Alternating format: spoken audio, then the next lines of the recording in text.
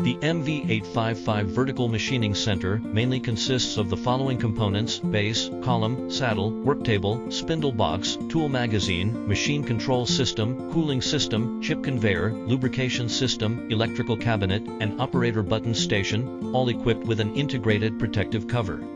The electrical cabinet is mounted on the side of the machine column. The coolant tank features an L-shaped structure with bottom rollers, positioned at the rear of the machine for easy mobility during cleaning.